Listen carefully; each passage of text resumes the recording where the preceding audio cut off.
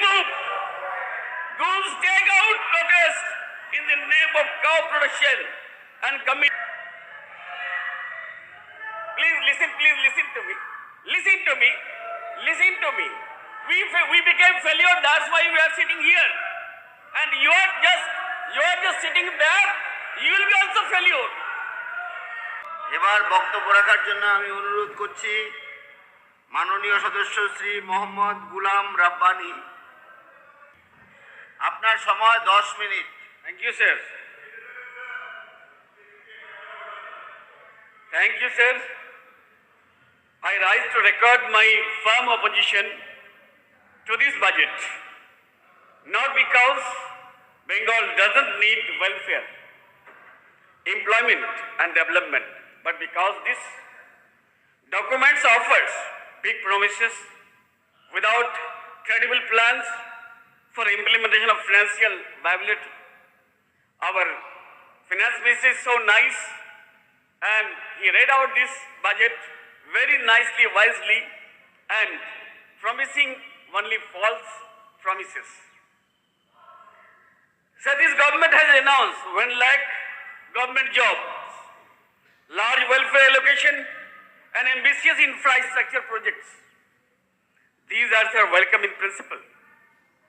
But these people of Bengal, when it will be implemented, then it will be correct budget. I am telling you, this is the false and fabricated budget. That's why he should accept or reject. It's my opinion, personal opinion. Okay? But always, yesterday you, sir, what is happening, sir? But the people of Bengal, sir. ওনাকে বলতে দিন আপনার সময় বলেছেন please Sir, but the people of Bengal deserve specific what is the implementation roadmap. Sir, what are the timelines and recruitment modalities? How will these commitments be financed without saddling our state with sustainable liabilities? Regarding liabilities, Madam Safia something, she is crying 8 lakh rain. Sir, what about Indian government? 220 lakh crore sir, liabilities there. So possibly our government was having, last government was having 3 crore liabilities from the last government. And sir, this budget feels constructed for headlines rather than grounded in the fiscal administrative realities. Is it Bengal budget or a Nagpur project? Sir, nearly 30% of our population belongs to minority communities. Yet, allocation for these groups have been cut by 62% as compared to the last budget. A reduction that is hard to justify, sir, especially in the light of Prime Minister's promises of inclusive development, sir. Sir, a credible budget must instill confidence across our whole society, sir, among farmers, workers, youth, minorities, women, small business owners, and middle class, sir.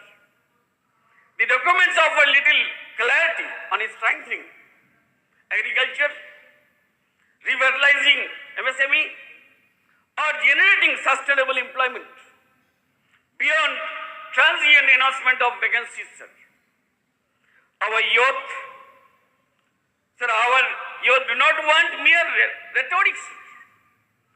They need real opportunities, industries, investments, skill development, and durable jobs.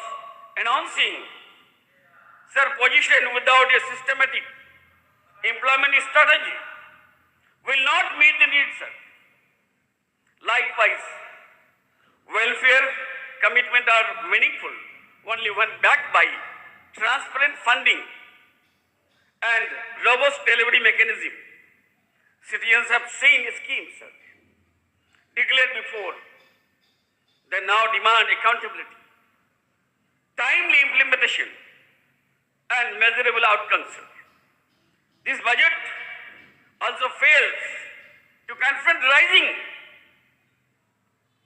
living costs, sir, regional imbalances, and the long-term challenges in education.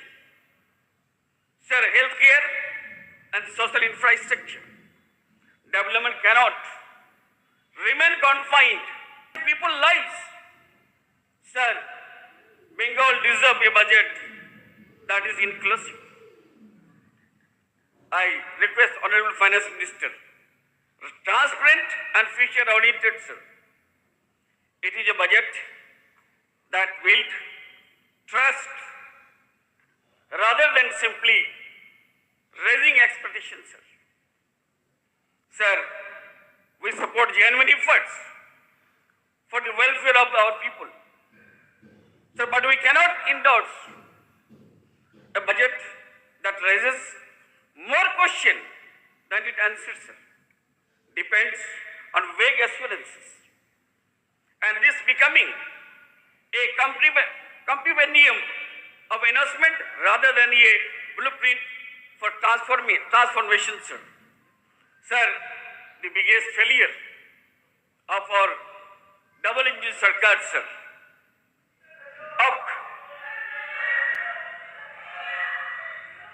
Please listen to me. Listen to me. We became failure, that's why we are sitting here. And you are just sitting there, you will be also failure. Sir, so the biggest failure is perhaps cultivating of hate and destroying the future of our state and country by inciting hatred among the Bengalis and Indians, sir. We support genuine efforts of welfare of our people, but we cannot endorse budget that has more questions, sir. I urge the House to rethink its priorities and ensure that the interests of every Bengali, every Indian, including minorities, are placed above political expectations, sir. And one more question, sir.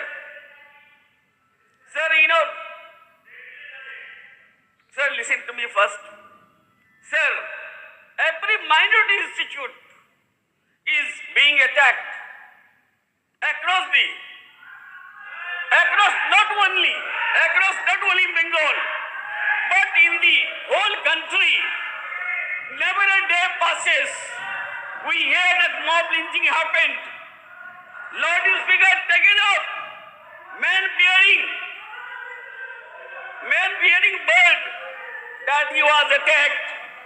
Madrasa board abolished as in Assam. For Islamic history syllabus being removed. Ghouls take out protest in the name of cow production and commit mob lynching.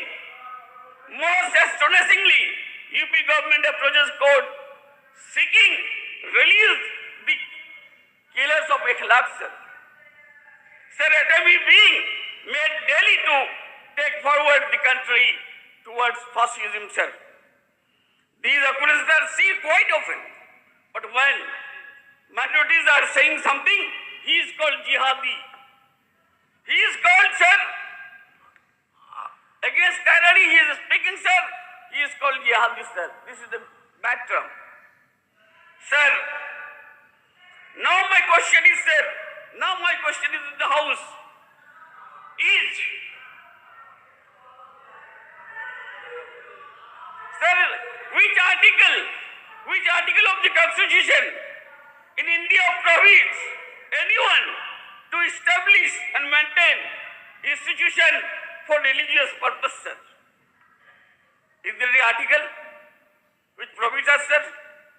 Part 3 of the Constitution of India, sir, ideals with fundamental rights including the religious freedom. Yes, it is trying to ponder everyone, not in the budget Bengal, but the people of the whole India. Thank you, sir. Thank you.